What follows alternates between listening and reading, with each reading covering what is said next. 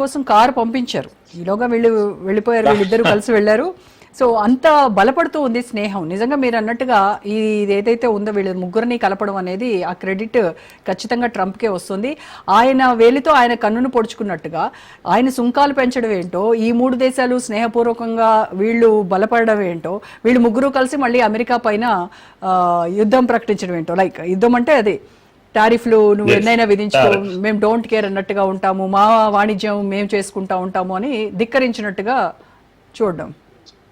Yes, అంటే దేశాల యొక్క సంబంధాలు ఎవరి ఒత్తిడితో నిలబడేవి కావు. అవి స్నేహపూర్వకంగా చేయాల్సిందే, కానీ ఆధిపత్యంతో మీరు ఇలాంటి నిర్ణయాలు చేయడానికి వీల్లేదనేటువంటి సంకేతం జింపింగ్ కూడా చాలా గట్టిగా మాట్లాడాడు. దాంతో అమెరికా తగ్గక తప్పదు. అన్నిటికన్నా నేను దీంట్లో రెండో విషయం ఏంటంటే జింపింగ్ మోడీని ఆహ్వానించారు. ఏది ఈ ప్రపంచ యుద్ధం యొక్క వేడుకలు నెక్స్ట్ తర్వాత జరిగినటువంటి వేడుకలు, యుద్ధ వేడుకలు, ప్రపంచ యుద్ధంలో జపాన్ ఓడిపోయిన సందర్భంగా 8వ వార్షికోత్సవం 80వ వార్షికోత్సవం జరిగాయి. దానికి మోడీని ఆహ్వానించారు, కానీ మోడీ సున్నితంగా తిరస్కరించారు. మోడీ వెళ్ళలేదు. ఇది అసలైనటువంటి రాజకీయం. మనం మర్చిపోకూడని రాజకీయం ఏమంటే మోడీ గారు ఎందుకు వెళ్ళలేదు, జింపింగ్ గారు సొంతంగా ఆహ్వానం పంపినప్పటికీ అఫీషియల్ గా లెటర్ ఉంది, కానీ వారు వెళ్ళలేదు. ఇది ఏంది అంటే ఇప్పటికి కూడా ఏ రోజు కూడా అంటే మనం చైనాను నమ్మలేము. చైనా ఎప్పుడైనా మనం ఊహించని రీతిలో ద్రోహం చేసేటువంటి అలవాటు చైనాకు ఉంది. ఇప్పటికీ మనకు బార్డర్స్ లో చైనాతో సమస్యలు ఉన్నాయి. మన బార్డర్ ఇష్యూస్ క్లోజ్ కాలేదు. పైగా చైనా పసిఫిక్ సముద్రంలో తన ఆధిపత్యం కొరకు ఒక గట్టి ప్రయత్నం అక్కడ చేస్తూ ఉంది. చైనా చుట్టుపక్కల అన్ని దేశాలకు, పాకిస్తాన్ కు తన ఆయుధాలను ఇస్తుంది, లేకపోతే బంగ్లాదేశ్ ను తన స్వాధీనంలో ఉంచుకోవాలనే ప్రయత్నం చేస్తుంది. మనకు చుట్టూ ఉన్నటువంటి అనేక దేశాలను చైనా తాను ఎప్పటికప్పుడు అలాగే సిల్క్ రోడ్ ద్వారా కూడా మనకు ఇబ్బందులు కలిగిస్తోంది. అలా చైనాతో మనకు సమస్యలు తీరలేదు, ఒక్కటి కూడా తీరలేదు ఇప్పటికి కూడా, ఇంకా చాలా టైం పడుతుంది. అందుకని ఒక సంకేతం ఏమి ఇచ్చారంటే ఇంతగా ముగ్గురు కలిసినా కూడా మనకి కేవలం ఇది వాణిజ్య సంబంధాలు మాత్రమే కానీ పూర్తి స్థాయిలో మన అటువంటి చైనాతో మనం కలిసి అంత సంబంధాలు లేవు అనే విషయం చెప్పినట్టు అయింది. రెండవది, దీంట్లో జపాన్ అవమానపడుతుంది. జపాన్ ఓటమిని సెలబ్రేట్ చేసినట్టుగా అవుతుంది. జపాన్ మొన్ననే వెళ్ళొచ్చారు మోడీ గారు. వెళ్ళి రావడం వల్ల జపాన్ తో మనకు చాలా పెట్టుబడులు రాబోతున్నాయి.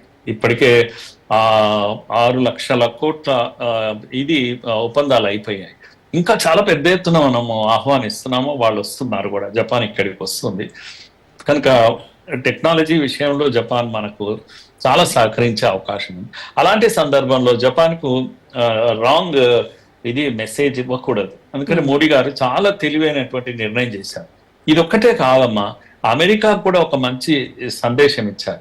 ఇలా మేము ముగ్గురం కలిసాము, ఆడుతూ పాడుతూ తిరిగాము, కారులో షికారు చేశాము, అంత మాత్రాన చైనాతో మేము ఎంత ఉండాలో అంతే ఉంటాము, కనుక మీతో మిత్రత్వం ఇప్పుడు ఇంకా పూర్తి కాలేదు, చూడండి, ఆలోచించుకోండి, మన యొక్క ఫ్రెండ్షిప్ ను కంటిన్యూ చేయడానికి అవకాశం ఉంటుంది. ఎప్పటికైనా మనము ఒక నియంత దేశం, అది కమ్యూనిస్టు దేశం చైనా, కనుక దాన్ని మేము నమ్మలేము. మాకు సహజమైనటువంటి మిత్రులు మీరంతా డెమోక్రసీ నమ్మినటువంటి వాళ్ళు, కనుక మనం కలిసి ముందుకు ప్రయాణం చేయాల్సింది ఉంది, కానీ మీరే తప్పుటడుగులు వేశారు అనేటువంటి ఒక మంచి మెసేజ్. ఎందుకంటే మనకు నాటోలో వీటిల్లో ఎప్పుడు కూడా వీటో పవర్స్ మనకు వ్యతిరేకంగా ఉపయోగించింది చైనానే, ఇంకెవరు ఉపయోగించలేదు. ఈవెన్ టెర్రరిస్టుల విషయంలో కూడా మనకు ఐక్యరాజ్య సమితిలో వీటిల్లో మనకెప్పుడు ఎనిమిగా నెగిటివ్ గా ఉండేది చైనా. కనుక ఈ టెర్రరిజాన్ని ఆపడంలో వేటిల్లో చైనా మనకు సహకరించలేదు. కనుక ఇప్పటికిప్పుడు ఏమో అయిపోయింది, ఇంకా చైనాతో మన బంధం ఇదవుతుందని అనుకోవడానికి వీల్లేదు. అందుకే చైనా మిలిటరీ యొక్క ప్రదర్శనలు ఏవైతే జరిగాయో వాటిని మనము సమర్థించలేదు. ఎందుకంటే యుద్ధాలు, ఆయుధాలు, లేకపోతే ఇవన్నీ కూడా ఈ సంబంధాలు మన చైనాతో లేవు, పైగా వ్యతిరేకత ఉంది. ఆ విషయం వచ్చేసరికి వంగతోట కాడ కుదరదు అనేటువంటి విషయం స్పష్టం చేశారు మోడీజీ, ప్రపంచానికే స్పష్టం చేశారు. ఇది భారత్ యొక్క ఒక అద్భుతమైనటువంటి స్టాండ్ అమ్మా. ఇది భారతదేశం యొక్క స్టాండ్. ఎంత ఉంటాలో మన లిమిట్స్ లో మనం ఉంటాము, కానీ అలా అని ఎవరికి లొంగిపోము. సుంకాలు కాదు కదా, ఇంకేది వచ్చి మీద పడ్డా సరే మేము నిలకడగా నిలబడతాము అనేది. మిగతా ఎన్ని దేశాలు తగ్గాయి, తలొగ్గాయి అమెరికా యొక్క సుంకాలకు, భయపడ్డాయి, మాట్లాడాయి, లేకపోతే ఎంతో అంత సర్దుకున్నాయి. కానీ మనం ఒక్కరం మాత్రమే చాలా ఫర్మ్ గా నిలబడ్డాం, కనుక తల ఎత్తుకొని నిలబడ్డాం మనం. కనుక ఈ విషయంలో మోడీ గారు తీసుకున్నటువంటి నిర్ణయం ఏదైతుందో, నేను ముఖ్యంగా ముగ్గురు కలవడం ఎంత మనం ఆనందంగా ఈ రోజు మనం మాట్లాడుకుంటున్నామో, ఈ ఉత్సవాలకు మోడీ గారు వెళ్ళకపోవడం కూడా చాలా చాలా గొప్ప సంకేతాన్ని మనం ఇచ్చాం ప్రపంచానికి.